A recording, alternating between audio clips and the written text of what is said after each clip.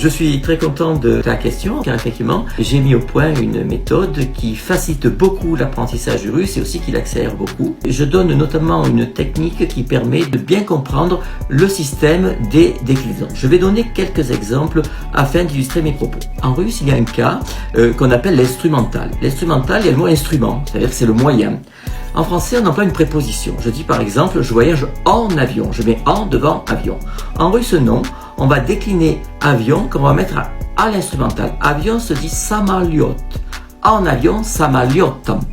Autre exemple, le train se dit poyezd. En train, poyezdam.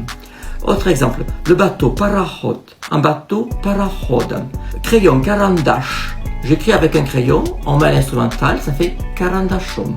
Je tiens aussi à raconter une histoire d'une élève, c'est une histoire incroyable. Elle avait 3 sur 20 de moyenne en russe. Elle a pris quelques cours avec moi et sa moyenne était montée à 16 sur 20, ce qui prouve bien que dans la plupart des cas, le problème d'apprentissage des langues vivantes provient des méthodes et non pas des élèves. Par ailleurs, j'ai écrit un livre où je résume toutes les bases grammaticales et lexicales du russe. Si tu as lu ce livre, là tu peux vraiment absolument tout savoir sur le russe.